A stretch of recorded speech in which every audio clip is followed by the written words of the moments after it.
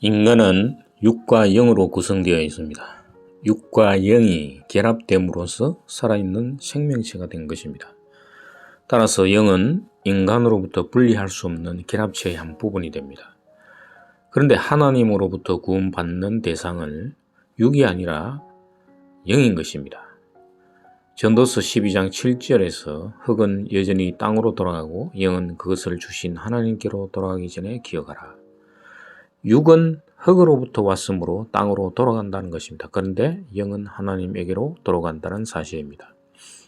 예수님과 사두개인들과의 대화에서 사람이 죽으면 어떻게 되는가라는 사두개인의 질문에 대해 예수님이 누가복음 20장 35절에서 36절을 보면은 예수님이 대답하신 말씀이 나옵니다. 저 세상과 및 죽은 자 가운데서 부활함을 얻기에 합당히 여김을 받는 자들은 장가가고 시집가는 일이 없으며 그들은 다시 죽을 수도 없나니 이는 천사와 동등이요 부활의 자녀로서 하나님의 자녀임이라. 부활하면 천사와 동등이라고 했습니다. 즉 육체와 결합된 영은 육이 죽음으로 다시 부활하여 천사로 되돌아가는 것입니다. 영이 천사의 옷을 입는 것입니다.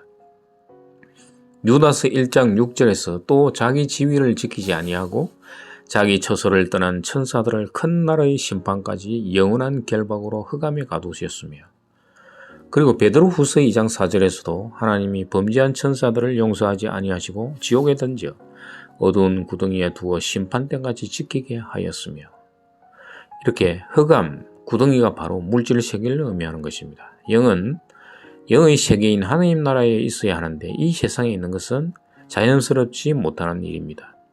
사탄을 따라간 천사들이 하나님의 진노를 받아 흙 속에 갇힘으로써 인간이 된 것입니다. 하나님 나라에서 사탄은 하나님 없이도 하나님처럼 될 수 있다고 생각하고 많은 천사들을 유혹했습니다. 그래서 천사들이 자기 지위를 지키지 못하고 사탄을 따라간 것입니다.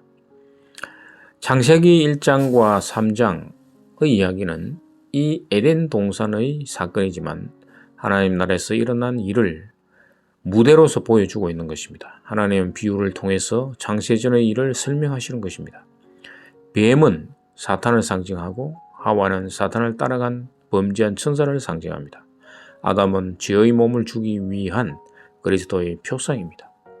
선악을 알게 하는 나무의 열매는 하나님처럼 될 수 있다고 생각하는 사탄을, 그리고 그 열매는 사탄이 주는 탐욕인 것입니다. 영은 영의 몸을 입고 있어야만 합니다. 인간은 영이 육에 갇혀 있는 모양입니다. 육을 벗고 영의 몸을 입어야만 하는 것입니다. 고린도전서 15장 44절에서 육의 몸으로 신고 신령한 몸으로 다시 사나니 육의 몸이 있은즉 또 영의 몸이 있느니라. 여기에서 우리말 번역에 신령한 몸이 영어 번역으로는 영의 몸으로 되어 있습니다. 성도가 살아있을 때 육의 몸이 죽어야 영은 영의 몸을 입습니다. 그러나 현실적으로 자기 육체를 죽일 수는 없는 것입니다. 그래서 성경은 육체를 상징하는 육의 몸, 즉 옛사람을 등장시킵니다. 로마서 6장 3절 4절에서 무릇 그리스도 예수와 합하여 세례를 받는 우리는 그의 죽으심과 합하여 세례를 받은 줄 알지 못하느냐. 그러므로 우리가 그의 죽으심과 합하여 세례를 받음으로 그와 함께 장사되었나니 이는 아버지의 영광으로 말미암아 그리스도를 죽은 자 가운데서 살리심과 같이 우리로 또한 새 생명 가운데서 행하게 하려 함이라. 세례는 옛사람이 죽는 것을 의미합니다. 즉 육의 몸이 죽는 것입니다. 로마서 6장 6절에서 우리가 알거니와 우리의 옛사람이 예수와 함께 십자가에 못 박힌 것은 죄의 몸이 죽어 다시는 우리가 죄에게 종노릇하지 아니하려 함이니 곧 옛사람은 죄의 몸이 되는 것입니다. 하나님처럼 되고 싶었던 탐욕이라는 것입니다. 모든 인간들은 자신도 모르게 스스로가 신이 될 수 있다고 생각합니다. 에베소서 4장 22절에서 너희는 유혹의 욕심을 따라 썩어져가는 구습을 따르는 옛사람을 벗어버리고 라고 말했습니다. 옛사람은 육의 일을 도모하는 탐욕이라는 마음입니다. 고린도전서 2장 14절에서 육에 속한 사람은 하나님의 성령의 일들을 받지 아니하나니 이는 그것들이 그에게는 어리석게 보이며 또 그는 그것들을 알 수도 없나니 그러한 일은 영적으로 분별되기 때문이라. 따라서 성경은 탐욕이라는 옛사람은 죽어야만 한다고 말합니다. 예수님은 자기를 부인하라고 말씀하셨습니다. 이때 자기가 바로 탐욕의 주체가 되는 것입니다. 육으로 비롯된 자기, 즉 혼이라는 마음이 탐욕의 주체입니다. 이를 성경 말씀 앞에서 부인하라는 것입니다. 자기를 부인하는 자는 하나님이 영을 살리십니다. 요한복음 6장 63절에서 살리는 것은 영이니 육은 무익하니라. 내가 너희에게 이런 말은 영이요 생명이라. 옛사람이 죽어야 하는 이유는 영을 살리기 위함입니다. 모든 인간은 태어날 때부터 영이 죽어 있습니다. 영이 저희 몸에 갇혀 있으므로 죽어 있는 것입니다. 영이 죽어 있다는 것은 하나님과의 관계가 끊어졌다는 의미를 갖습니다. 거듭남은 다시 태어나는 것입니다. 세례는 거듭나는 모습을 그립니다. 형식적인 세례 속에 마음의 세례가 들어있습니다. 하나님처럼 되고 싶었던 탐욕의 마음이 십자가에서 죽은 예수 그리스도에게로 투영되고 부활하신 예수 그리스도와 함께 다시 태어나라는 것입니다. 십자가에서 죽은 예수와 연합된다는 것은 십자가에서 죽은 예수가 곧 나라는 사실을 잊어서는 안 되는 것입니다.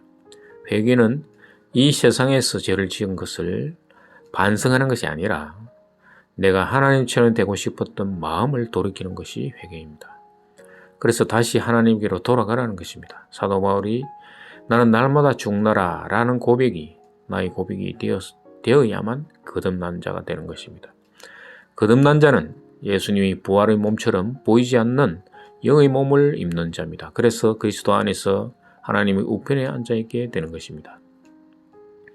예수님은 십자가의 사건 이전에 죽은 자를 여러 번 살리셨습니다. 죽었던 나사로를 살리셨고 나인성 가부의 아들을 살리셨으며 해당장 야이로의 딸을 살리셨습니다. 예수님의 제자 중에서도 베드로와 바울도 죽은 자를 살리는 내용이 사도행전에 등장합니다. 죽었다가 다시 살아난 이들의 몸은 언젠가 다시 죽어야 하는 육체에 불과한 몸입니다. 그래서 소생이라고 말할 수가 있습니다. 예수님의 부활체와 소생한 몸을 비교하면 예수님이 부활하신 몸은 영원히 죽지 않는 몸입니다. 시간과 공간을 넘나듭니다. 부활하신 예수님이 벽을 뚫고 제자들에게 나타나셨으며 얼굴도 변형되었습니다. 엠마오로 가는 길에서 제자들이 부활하신 예수님을 알아보지 못한 것입니다. 그런데 대부분 교회 사람들은 십자가에서 죽은 예수님의 시체가 그대로 다시 부활했다고 믿고 있습니다. 부모로부터 받은 육체가 성령의 능력으로 변화해서 영생한 몸으로 바뀌었다고 믿고 있는 것입니다. 그러나 예수님이 십자가에서 죽으신 몸은 사라지고 없는 것입니다. 그리고 다시 성령의 능력으로 영의 몸을 입고 제자들에게 나타나시는 것입니다. 예수님이 부활하신 몸은 형체를 변화시킬 수가 있습니다. 예수님은 제자들에게 부활이 있음을 보여주시기 위해서 못자국과 창자국이 있는 몸으로 변신해서 제자들에게 보여주시는 것입니다. 그러나 소생한 몸은 반드시 다시 죽어야만 합니다. 시간과 공간을 넘나들 수가 없습니다. 그리고 변형될 수도 없습니다. 부모로부터 받은 육신이 부활한다고 믿는 사람은 영에 대해서 관심이 적습니다. 따라서 죄에 대해서도 육적인 세상의 죄에만 관심을 가집니다. 그래서 육의 눈으로 죄를 바라보므로 날마다 죄를 용서받아야 한다고 생각하는 것입니다. 영의 몸으로 부활하는 것을 믿는 자는 극소수일 것입니다. 영의 몸으로 부활하는 것을 믿는 자는 육에 대해서 예수 그리스도와 함께 죽는 것임을 믿는 것입니다. 따라서 죄에 대해서 날마다 죽었음을 하나님께 감사드립니다. 부활은 부모로부터 받은 육체는 사라지고 영의 몸으로 다시 태어나야만 된다는 것입니다. 그러나 부모로부터 받은 육체가 그대로 부활하여 살아난다고 믿는다는 반면 사람들의 관심은 영에 있지 않고 육에 둘 것입니다. 그래서 어떤 사람은 죽은 후에 가족들이 죽은 시체를 냉동 보관하는 사람들도 있으며 또 어떤 사람들은 화장하지 않고 땅에 묻는 것입니다. 언젠가 부활 때 살아날 것으로 여기는 것입니다. 그러나 다 부질없는 일입니다. 요한복음 6장 63절에서 살리는 것은 영이니 육은 무익하니라.